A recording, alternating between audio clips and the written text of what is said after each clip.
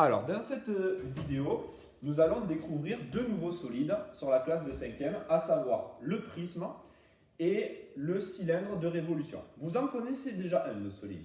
Solide, je rappelle, c'est une figure en 3 dimensions, d'accord, laquelle on peut remplir d'eau. Nous vivons dans un monde en 3 dimensions, d'accord.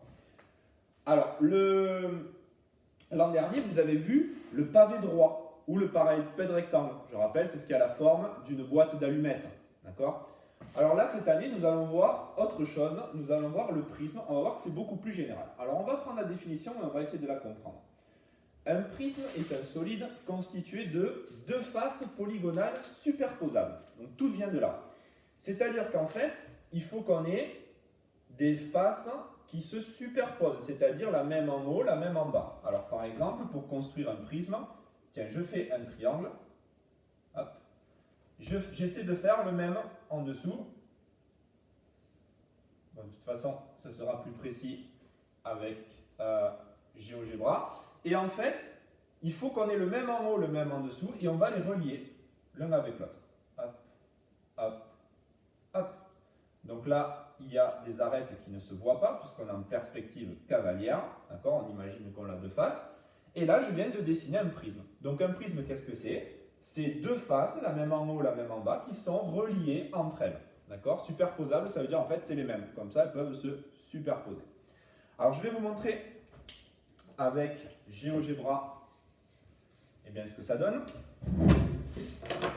Alors vous pouvez le faire aussi. Hein. Donc on va aller sur GeoGebra.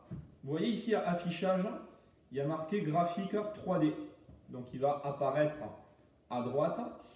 Et je vais dessiner un polygone, parce que là j'ai dessiné un triangle, mais ça peut être un polygone. Tiens, je vais faire un polygone à 5 côtés. Je peux faire un peu n'importe quoi. Ok. Voilà. Donc là, j'ai mon polygone à 5 côtés, et en fait, ce que je vais faire, regardez ici, les icônes vont changer quand je vais cliquer sur graphique 3D. Hop, elles ont changé.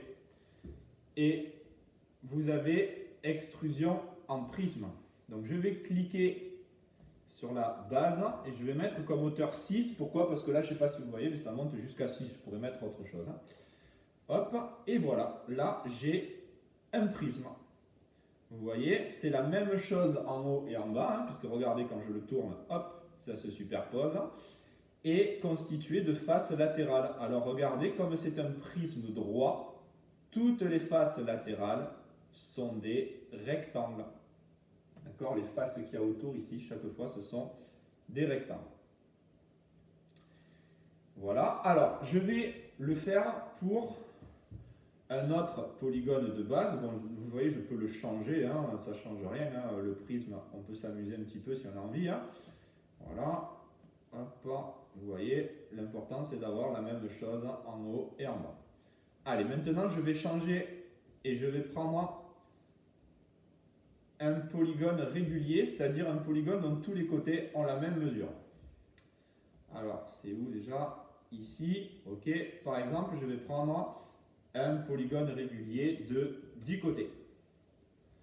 Hop, voilà. Ça veut dire que les 10 côtés ici, ils ont la même mesure. Et toujours pareil, quand je vais cliquer ici, dans extrusion en prisme, et que je vais mettre comme hauteur 6 par exemple, eh bien, donc là, j'ai un prisme droit, d'accord, où il y a un peu plus d'arêtes, forcément, puisqu'il y a 10 côtés à la base. Ok. Je vais continuer. Et au lieu de mettre 10 côtés, je vais en mettre 20. Alors, hop, polygone régulier. Donc cette fois, je vais mettre 20. Ok. Donc la figure, elle est un peu plus grande. Ok, et quand je vais sur extrusion en prisme, hauteur 12 cette fois, parce que ça monte jusqu'à 12. Hop, et bien regardez ce que j'obtiens. J'ai toujours la même chose en haut et en bas. D'accord? Mais là, ça commence à ressembler à un cylindre. Je ne sais pas si vous le voyez, mais ici, comme on a tellement de côtés, on voit que ça s'arrondit en fait En fait, c'est ça, un cercle, c'est une infinité de petits segments, si vous voulez. Alors, pour le cône, eh bien, pour le cylindre, pardon, ça va être la même chose. C'est-à-dire que cette fois, au lieu de prendre... Hop, il faut que je affiche lui. Alors, hop. Donc, au lieu de prendre un polygone de base, eh bien, je vais prendre un cercle. Hop. Voilà. Alors, lui, option graphique 3D. Non, c'est pas option. Donc, en fait, c'est pour ça qu'en cinquième, on voit le cylindre et le prisme en même temps. C'est parce qu'en fait, il y a un lien et on va le voir. Alors, regardez ce qui se passe. Hop, dans le graphique 3D. Alors, lui, je voudrais qu'il parte. Effacer. Hop, ouais. Hop, alors, affichage, graphique 3D. Pourquoi lui part plus? Ah, voilà. Non, ça c'est celui de tout à l'heure. Bon, je vais ouvrir une nouvelle fenêtre. Hop, ça ira plus vite. Alors, toujours pareil, je vais dans affichage, graphique 3D. Et cette fois, donc, au lieu de dessiner un polygone, ben, je vais dessiner un cercle. Et je vais aller sur le graphique 3D et je vais faire une extrusion en prisme. Donc je clique sur le cercle, la hauteur je vais mettre 5 parce que ça monte jusqu'à 5.